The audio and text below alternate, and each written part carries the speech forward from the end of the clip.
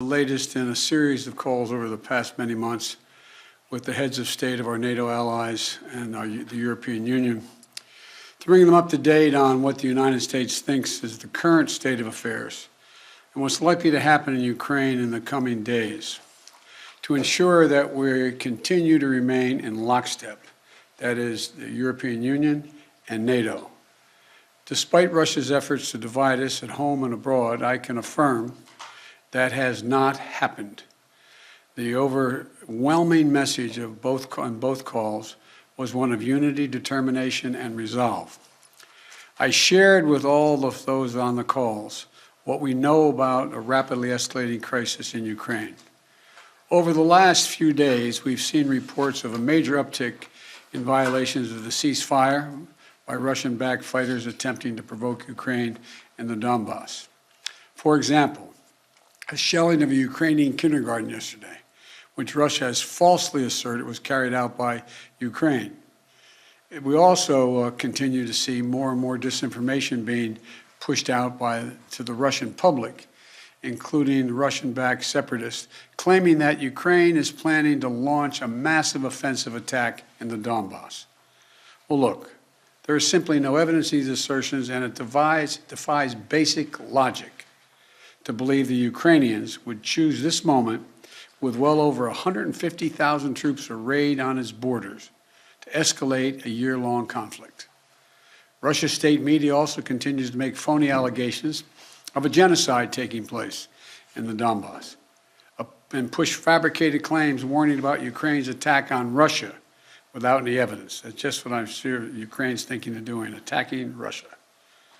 All of these are consistent with the playbook the Russians have used before to set up a false justification to act against Ukraine. This is also in line with the pretext scenarios that the United States and our allies and partners have been warning about for weeks. Throughout these tense moments, the Ukrainian forces have shown great judgment and, I might add, restraint. They refused to allow the Russians to bait them into war. But the fact remains, Russian troops currently have Ukraine surrounded from Belarus along the Russian border and with Ukraine to the Black Sea in the south and all of its border. You know, look, we have reason to believe the Russian forces are planning to and intend to attack Ukraine in the coming week, in the coming days. We believe that they will target Ukraine's capital, Kyiv, a city of 2.8 million innocent people. We're calling out Russia's plans loudly and repeatedly, not because we want a conflict, but because we're doing everything in our power to remove any reason that Russia may give to justify invading Ukraine and prevent them from moving. Make no mistake, if Russia pursues its plans, it will be responsible for a catastrophic and needless war of choice. The United States and our allies are prepared to defend every inch of NATO territory from any threat to our collective security as well. We also will not send troops in to fight in Ukraine, but we will continue to support the Ukrainian people. This past year, the United States has provided a record amount of security assistance to Ukraine to bolster its defensive, $650 million from Javelin missiles to ammunition. We also previously provided $500 million in humanitarian aid and economic support for Ukraine. And earlier this week, we also announced an additional sovereign loan guarantee of up to $1 billion to strengthen Ukraine's economic resilience. But the bottom line is this: the United States and our allies and partners will support the Ukrainian people.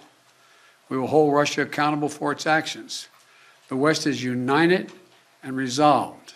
We're ready to impose severe sanctions on Russia if it further invades Ukraine. But I say again, Russia can still choose diplomacy. It is not too late to de-escalate and return to the negotiating table. Last night, Russia agreed that Secretary of State Blinken and Foreign Minister Lavrov should meet on February 24th in Europe. But if Russia takes military action before that date, we'll be clear that they have slammed the door shut on diplomacy.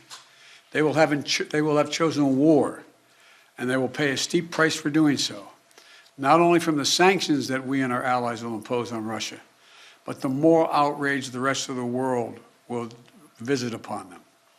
You know, there are many issues that divide our nation and our world, but standing up to Russian aggression is not one of them. The American people are united. Europe is united. The transatlantic community is united. Our political parties in this country are united. The entire free world is united. Russia has a choice between war and all the suffering it will bring, or diplomacy that will make a future safer for everyone. Now, I'm happy to take a few questions. Nancy from Bloomberg. Thank you so much, sir. Do you think that it is wise for President Zelensky to leave Ukraine if an invasion is as imminent as the U.S. says it is?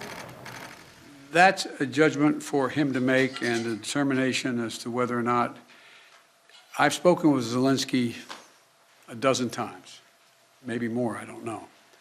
And it's in the pursuit of a diplomatic solution, it may not be it may be the wise choice, but it's his decision. And do you have any indication about whether President Putin has made a decision on whether to invade? Do you feel confident that he hasn't made that decision already? As of this moment, I'm convinced he's made the decision. We have reason to believe that. There seems to be a unanimity of spirit to do between the United States and Europe to do some sanctions, the comprehensive sanctions. But is everyone on board with the exact same sanctions that you want to do? Yes. There will be some slight differences, but none. There'll be more add-ons than subtractions. And President Putin is going to oversee some nuclear drills this weekend. How do you see that happening? What's your reaction to that, sir? Thank you. Well, I don't think he is remotely contemplating using nuclear weapons. But I do think I think he is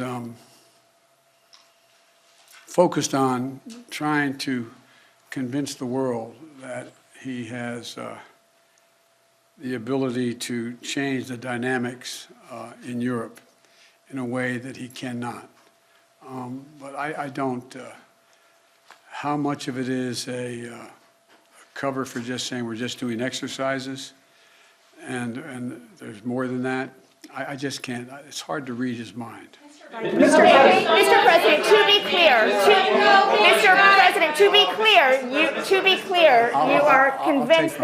you are convinced that President Putin is going to invade Ukraine. Is that what you just said a few moments ago? Yes, I did.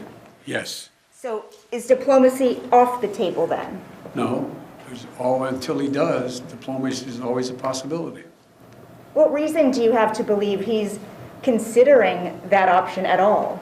We have a significant intelligence capability. Thank you very much. Thank you, guys. Thank you.